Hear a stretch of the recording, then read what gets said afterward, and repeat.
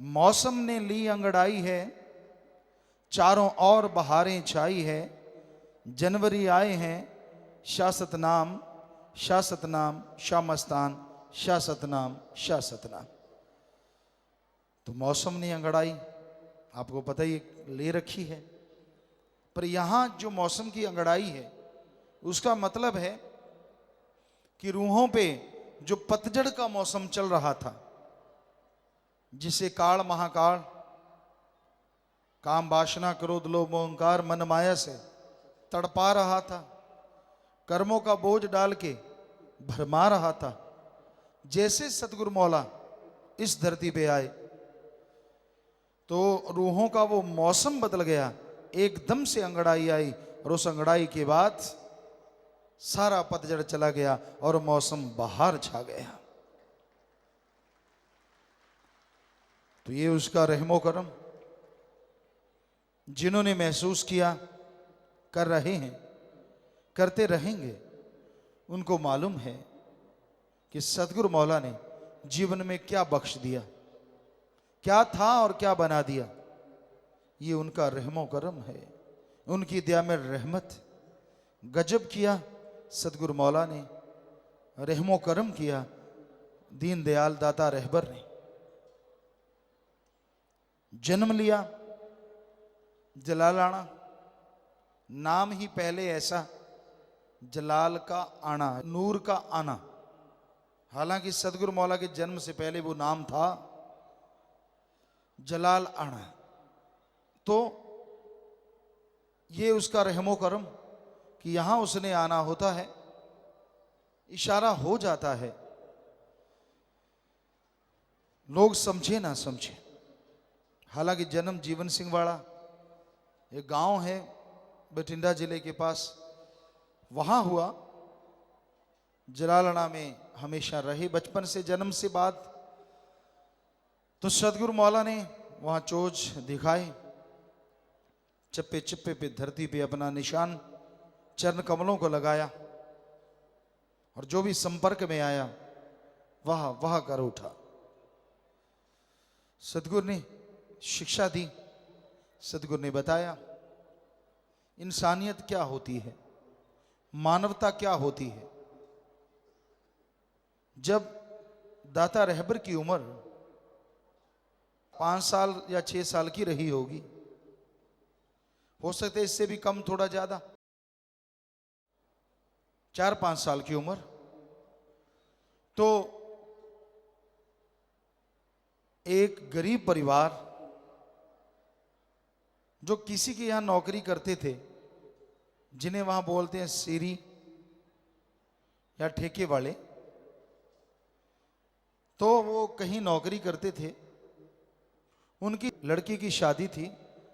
पूछा जिन जमींदारों के काम करते थे कि भाई हमें पैसा चाहिए, उन्होंने इनकार कर दिया। हालांकि दिन रात वहां काम करते थे।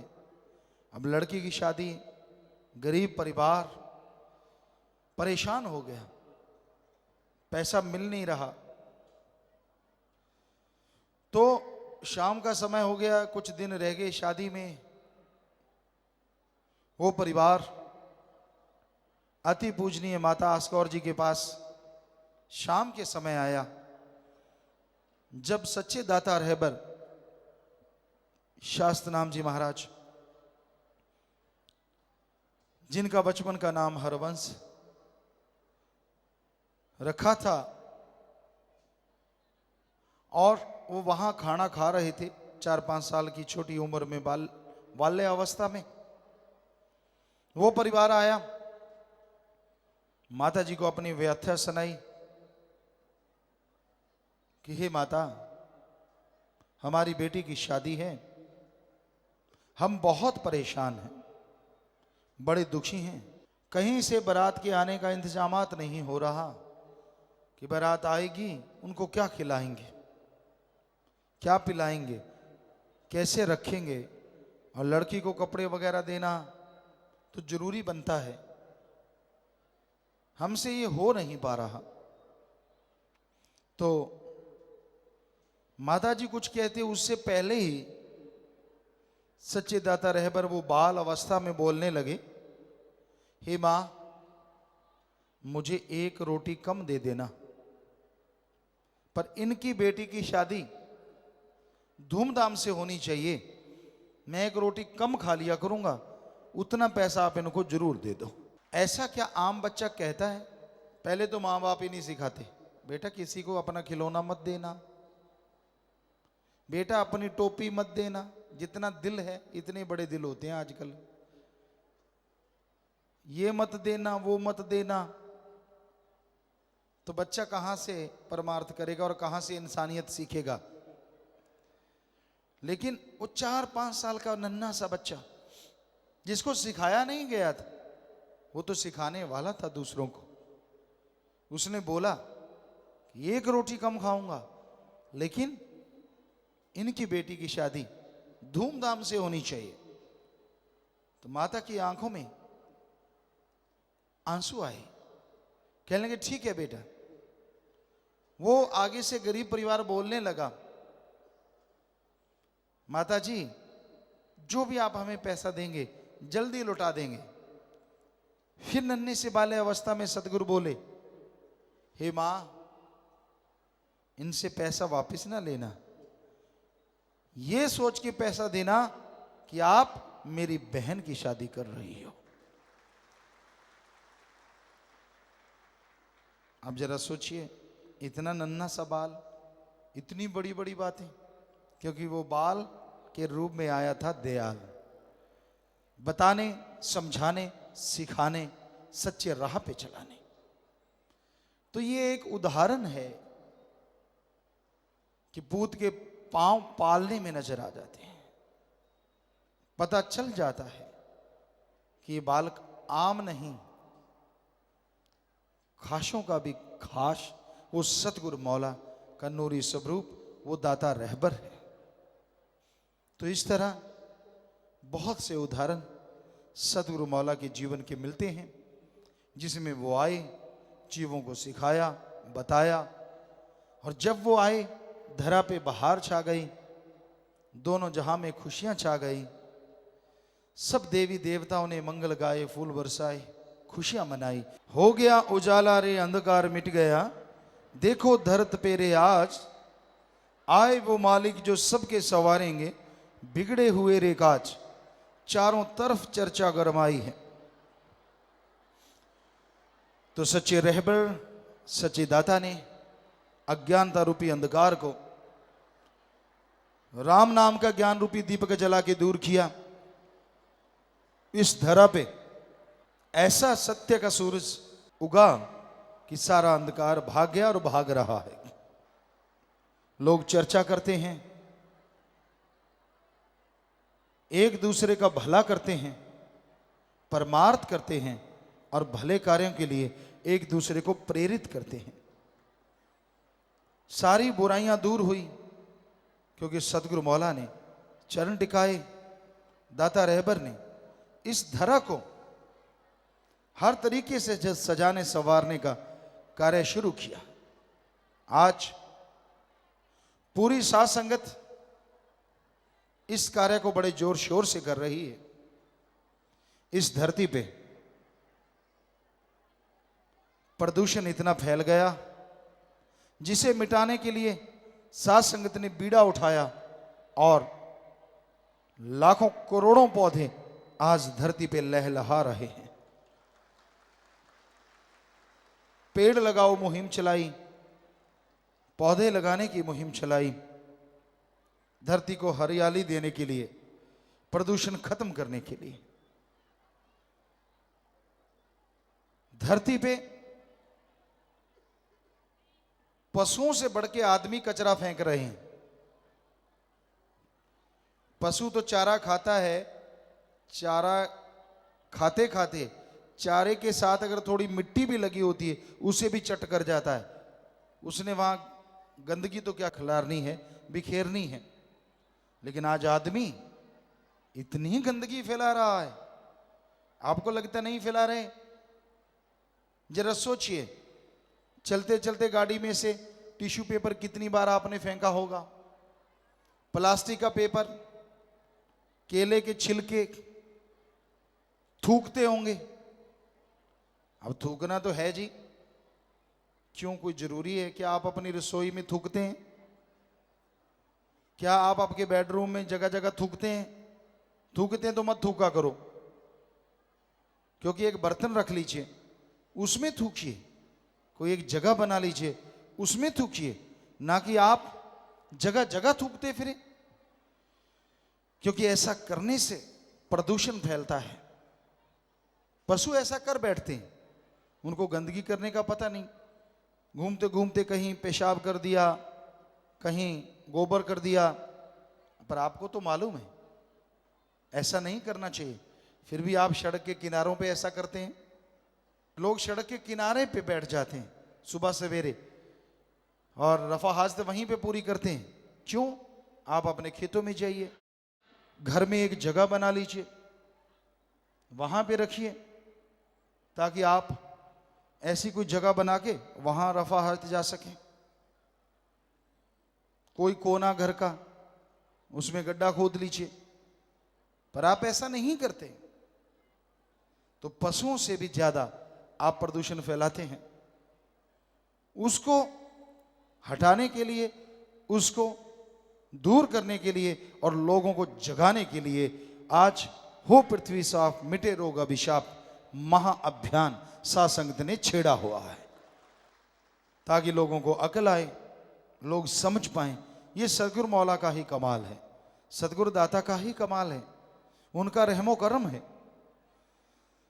तो दाता रहबर ने ही ये प्रेरणा दी, वो प्रेरणा स्रोत हैं, देते हैं, दे रहे हैं और देते रहेंगे प्रेरणा, ताकि हर इंसान अच्छाई में, नेकी में, भलाई में आगे बढ़े और बुराइयां दूर हों, धरती खुशहाल हो।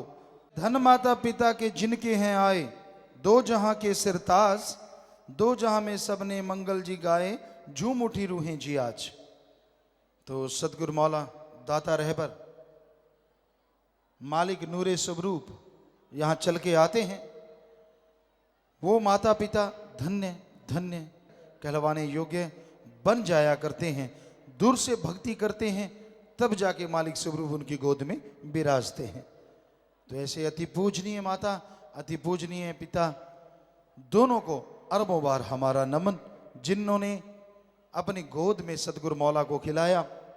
धन्य वो माँ, अति पूजनीय माता आस्कौर जी, जिनकी गर्भ में दाता रहबर रहे, पर क्या पता तक नहीं चलने दिया, कोई तकलीफ कोई परेशानी नहीं आने दी। ये उनका रहमो करम, ये उनकी कृपा दृष्टि से पता चला कि वाकई दाता रहबर का कमाल, उनका रहमो करम बरसा। गोद में खिलाया, नन्हे से लाड़ लड़ाए, तो वो माता पिता का ऋण कोई चुका ही नहीं सकता, जिन्होंने सतगुरु मौला को अपनी गोद में खिला के पूरे समाज के लिए भेज दिया। इतना प्यार, इतनी मोहब्बत की कि भाई कहने सुनने से परे, और भेज दिया कि जाइए आप समाज का भला कीजिए, नेक कर्म कीजिए, ताकि मालिक की कृपा दृष्टि के काबिल आप बन सकें। सारा समाज को बनाया कि मालिक की कृपा दृष्टि के काबिल सबको बना दें। उनको मालूम पड़ा, उनके अंदर एहसास हुआ, तो अपने पता चला कि ये औलाद आम औलाद नहीं, ये तो मालिक स्वरूप है। तो कहते हैं चाहे पानी से मटका बनता है, मटका ही पानी को बांधता है, पर समुद्र को किनारे भी बांधने में कई बार असमर्थ हो जाते हैं। उसी तरह वो दया के समुद्र रहमो करम के मालिक जब आए, तो माँ बाप कैसे अपने पास बांध के रख सकते थे, किस तरह अपने पास रोक सकते थे। उसने तो यहाँ जहाँ सिंचाई करनी है, धरती को उपजाऊ बनाना है, वो समुद्र वहाँ वहाँ पानी अपना पहुँचा देते हैं। उसी तरह सतगुरु मौला ने यहाँ जहाँ जिन जिन जीवों को दाता रहबर से जोड़ना था वहाँ जोड़ा और पार उतारा करवाया। तो ये उनका रहमो करम, ये उनकी दया में रहमत कोई बयान नहीं कर सकता। पर उस माँ बाप का, जिनके इतने लाडले थे, जिनको इतने प्यारे थे, उन्होंने समाज के लिए भेज दिया कि जाइए सबको रहमो करम से नवाज दीजिए। तो ये अपने आप में बेमिसाल बात। तो सतगुरु शाह सतनाम दाता रहबर ने नाम, गुरु मंत्र, मेथड ऑफ मेडिटेशन, वो कलमा लोगों को बताया। बिल्कुल सीधा, बिल्कुल आसान रास्ता, बिल्कुल ही सीधा, बिल्कुल ही आसान कि भाई आप इस रास्ते पे चलिए, मालिक की कृपा दृष्टि के काबिल बनोगे। घर नहीं छोड़ना, परिवार नहीं छोड़ना, काम धंधा नहीं छोड़ना। घर परिवार में रहते हुए, काम धंधा करते हुए आप राम, अल्लाह, वाहिगुरु, गॉड, खुदा, रब का नाम ले सकते हैं और अपने आप को आवागमन से आज़ाद करवा सकते हैं। तो सतगुरु ने बड़ा ही आसान, बड़ा ही सीधा साधा रास्ता बताया, जो आज कोई भी भाषा बोलता हो आसानी से समझ आ जाता है। और जो भी उस गुरु मंत्र को, जो भी उस नाम को लेते हैं, उनका पार उतारा होता है, सच्चा मोक्ष मिलता है। जीते जी गम, दुख, दर्द, चिंताएं खत्म होती हैं और मरणोपरांत आवागमन से मुक्ति मिलती है। सत्संग कर कर प्यारे सोने दाता ने सबको बताया जी सच, 5 चोर वे मन माया से नाम जप के सकते हो बच, दिया सच्चा सबक सिखाई है। सच्चे दाता रहबर ने जगह जगह जाके सत्संगें लगाई, जगह जगह जाके अल्लाह, वाहिगुरु, गॉड, खुदा, राम नाम की चर्चा बताई। जिन्होंने सुना, माना, अमल किया, वो अंदर बाहर खुशियों से लवरेज हो गए। दुख, दर्द, चिंता, परेशानियां मिट गई, आत्मविश्वास जा गया और आत्मविश्वास के सहारे काम, वासना, क्रोध, लोभ, मोह, अहंकार, मन माया से निजात मिल गई। तो ये सतगुरु का कमाल दाता रहबर ने किया। 5 चोर, काम, वासना, लोग आज इतने कामी कीड़े हैं। आप सुन रहे हैं, सुनते रहते हैं कि जानवर भी ऐसा सोच नहीं सकता, कल्पना नहीं कर सकता, जितने कामी कीड़े हैवान से भी बदतर लोग आज कल युग में कर रहे हैं। लानत ऐसे लोगों पे और लानत ऐसे माँ बाप पे जिन्होंने ऐसी औलाद को जन्म दिया, जो ऐसे बुरे कर्म करते हैं। हद से ज्यादा गिर रही है इंसानियत, कामी, क्रोधी, लोभी, लालची होते जा रही है। आज इंसानियत दूर होती जा रही है, बुरा हश्र है लोगों का।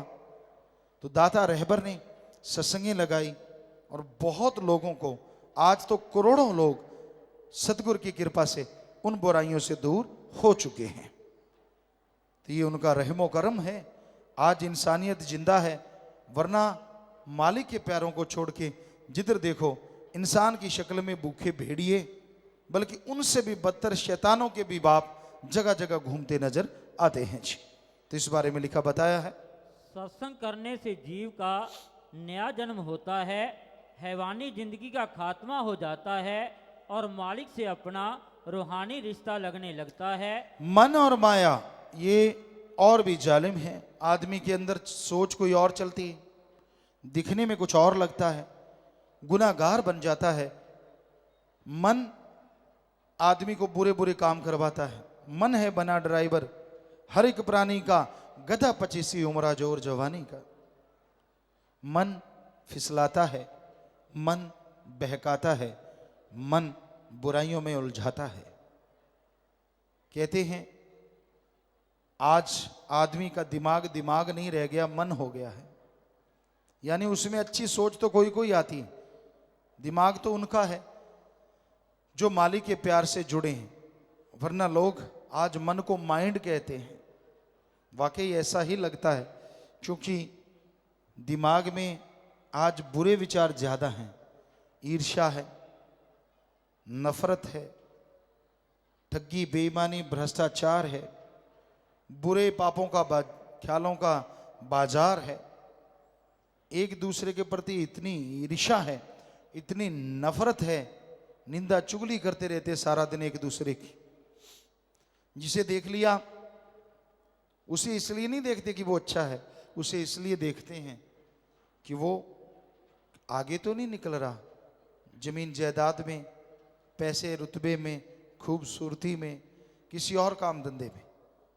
तो आज मन की वजह से ही है ये सब कुछ।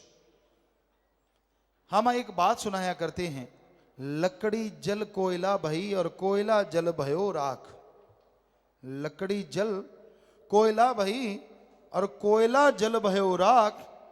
ईर्ष्या नफरत में इंसान ऐसा जलो, कोयला भयो ना राख, ऐसा जल रहा है। आज लोग अपने दुखों से कम दुखी हैं, दूसरे को सुख ज्यादा है उससे ज्यादा दुखी हैं। दूसरा सुखी क्यों है? मेरे पड़ोसी ने अच्छी कोठी बना ली, अच्छा मेरे पड़ोसी की अच्छी पैदावार हो गई, आदमी सोचता है अच्छा भगवान, क्या कहता है भगवान, मेरी दुकान पे कोई आए ना आए, पड़ोसी की आग लगा देना, ताला जड़वा देना, मैं भूखा सो लूंगा पर दूसरे को एक टाइम की रोटी नहीं मिलनी चाहिए। तो भाई ये बिल्कुल गलत है, ऐसा नहीं होना चाहिए। पर ये मन जालिम आदमी को भरमाता रहता है। तो ये बेहद बुराइयां इंसान करता है और इनसे बचने का तरीका, सेवा करो, दृढ़ यकीन रखो और सुमरण करो, तभी आप काम वासना क्रोध लोभ मोह अहंकार मन माया से बच सकते हो, वरना इनसे बचना बड़ा ही मुश्किल है। हराम खोरी नशे से मांसाहार से भी दाता प्यारे ने पल्ला छुड़वाया। परमार्थ है किसको जी कहते, सेवा परमार्थ का जज्बा जगाया।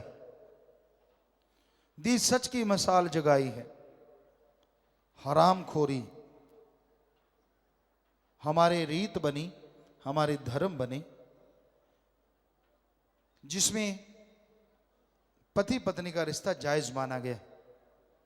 आप पूछते हैं रिश्ते कैसे होने चाहिए? साथ संगत जो भी हमसे आके पूछती है, हम दो बातें कहा करते हैं। लड़की का रिश्ता करने जा रहे हैं, परिवार वाले घर परिवार को देख लें, लड़के के बारे में सोच लें, और लड़के वाले भी लड़की के बारे में पूरा पता करें, और फिर लड़के लड़की को भी आपस में एक दूसरे की पसंद होना चाहिए।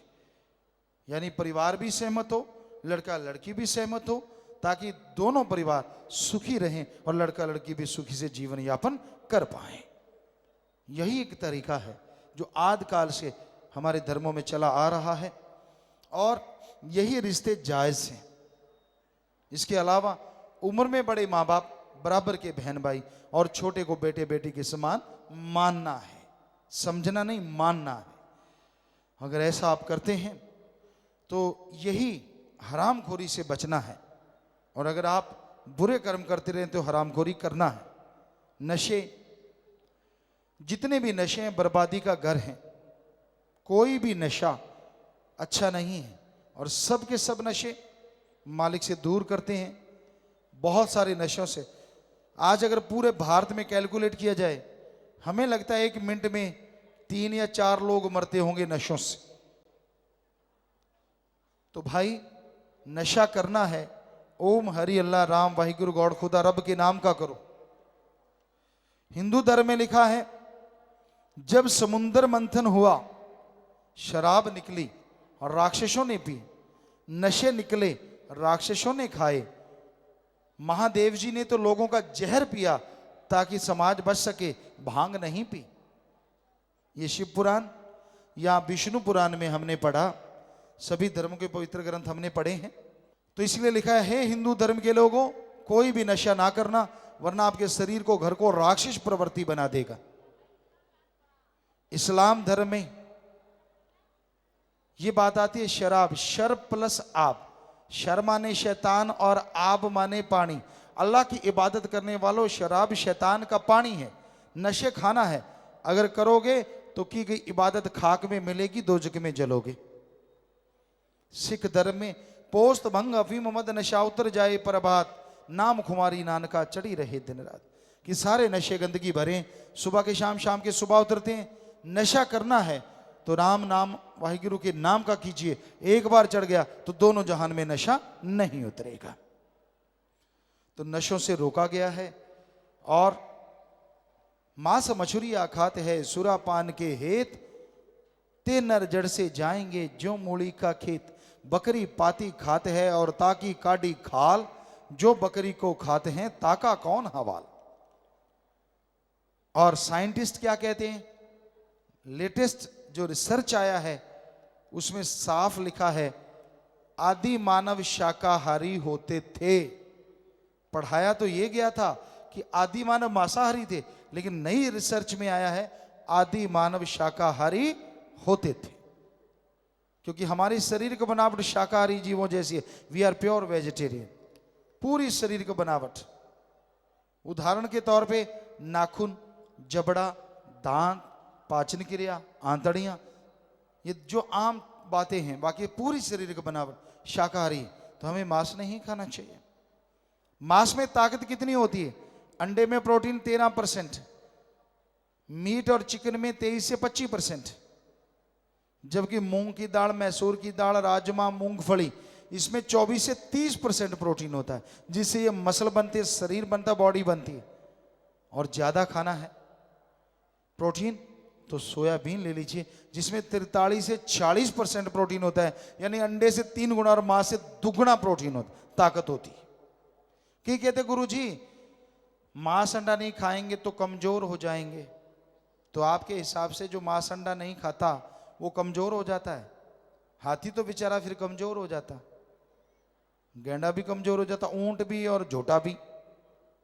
दुनिया में ये सबसे ताकतवर जीव हैं जो धरती पे हैं, और ये मांस नहीं खाते। घोड़ा है, जिराफ है, तो ताकत के अनुसार ये सबसे ज्यादा, तो ये गलत है। सो मांस अंडा नहीं खाना चाहिए, ये धर्मों में साफ लिखा है। इस बारे में लिखा है सभी के बारे में। भांग तमाकू शूतरा अफियों और शराब, कह कबीर इनको तजै, तब पावे दीदार। मास मास सब एक है, मुर्गी हिरनी गाए, आंख देख नर खाते हैं, ते नर नर के जाए। जी, तो आपने सुना और सेवा परमार्थ का जज्बा जगाया। सच्चे दाता ने सेवा का महाकुंभ ऐसा बना दिया जो रोजाना ही आप कर सकते हैं, और रोजाना ही उस महाकुंभ में नहा सकते हैं, जो अपने आप में बेमिसाल है। आप किसी बीमार का इलाज करवा दीजिए, वो जो आपने इलाज करवा दिया वो खुश हो गया, परिवार वाले दुआएं देंगे, वो दुआएं देगा, और आपको कई गुना बढ़ के खुशियां घर बैठे बिठाए मिलती रहेंगी।